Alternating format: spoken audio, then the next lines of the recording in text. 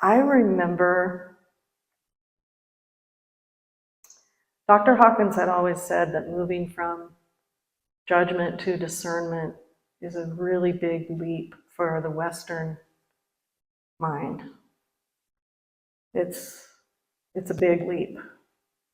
And I can remember it being very disorienting when that all fell out. There had been an ability, I would have called it an ability, I don't know that I would call it that now.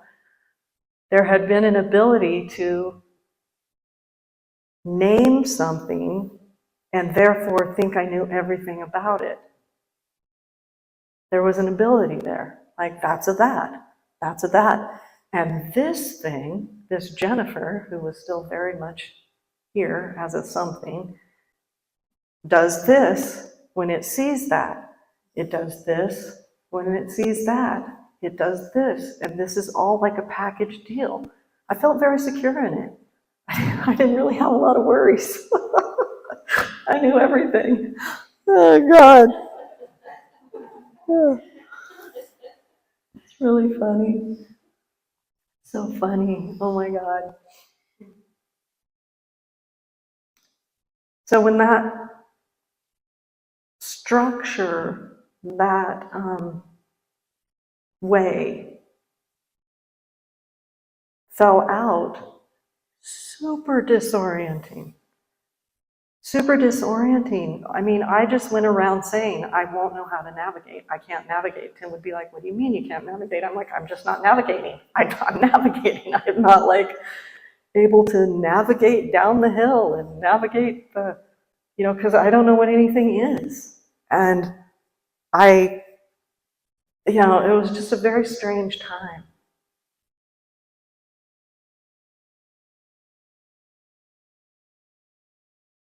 What came into being from that is everything. Oh boy, how do I want to say this?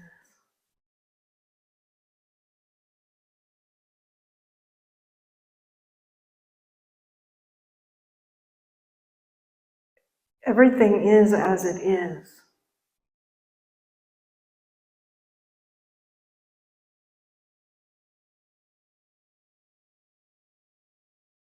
And it's not separate from this somethingness, this particularity, this Jennifer-ness that is as it is.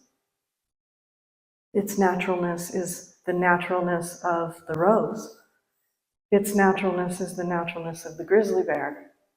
Its naturalness is the naturalness of the wind. It is what it is as it is. And strangely, it doesn't need to be named, categorized, referenced, talked about, narrated, and historically anchored. It just doesn't. It can be. It can be.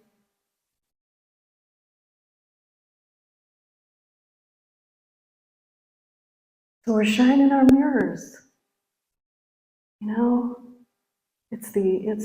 love that metaphor. I think it's Zen, the polishing of the mirror. The opening of the curtains. It's not that the sun hasn't been shining. The sun is shining. Love is at the heart of all that exists for no other reason than that's how it is. But we're sitting in the room with the curtains closed, or maybe we're like getting some sheer curtains. they're not the sun blockers anymore. There's some sheer curtains, but we're still like, I don't know, man. Better hold something back. Better hold some sort of semblance of me. Strangely,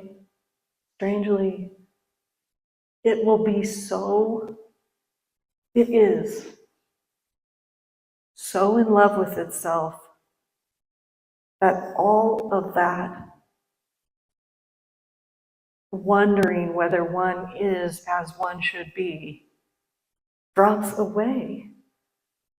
Not that you become perfect or saintly. I mean, ask Timo. That's not what I'm talking about. You know, ask my kids.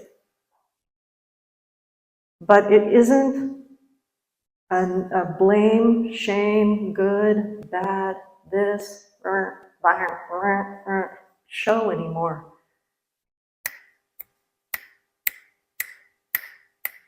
It doesn't have any time. There's no time. It's where timelessness touches time. We call that grace.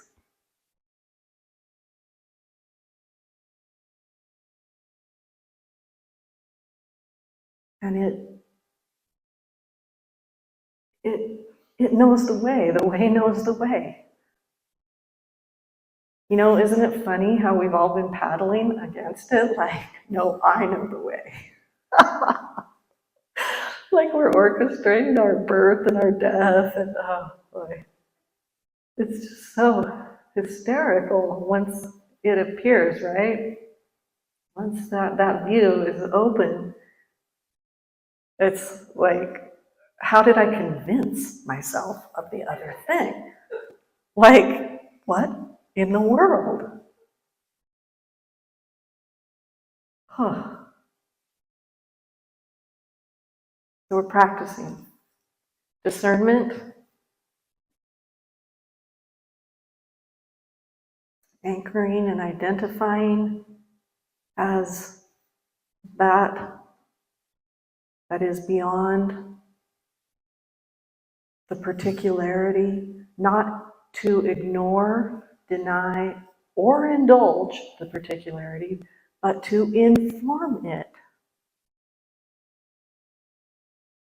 to embody it as it truly is.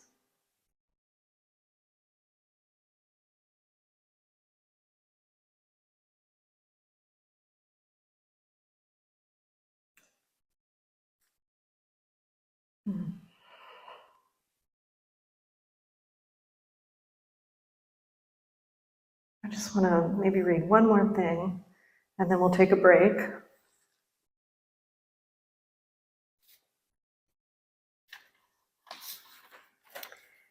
Because I'm not sure if I'm getting it across, but we still have some time. This is a longer session, so this is great. The actual lived sense, felt sense, embodied, I guess is the word people use, sense of the love that one actually is, and the love that the enjoyment of the incarnation, the particularity, when it isn't being judged by its ego, is astounding. It's revolutionary. You won't miss it. It's a massive change. And this made, God, I loved this so much when I came upon it during that particular phase. It's called Annunciation, which I looked that up this morning, and it's actually when the angel Gabriel came to Mary and announced the incarnation of the true being, the Christed being, whatever you want to call that, the Bodhisattva.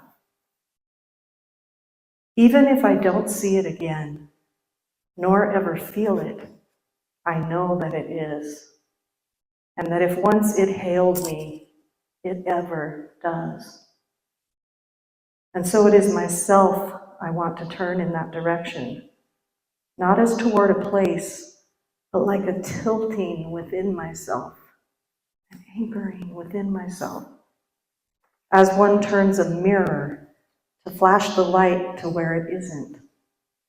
I was blinded like that and swam in what shone through me, only able to endure it by being no one, and so specifically myself, I thought I'd die from being loved like that.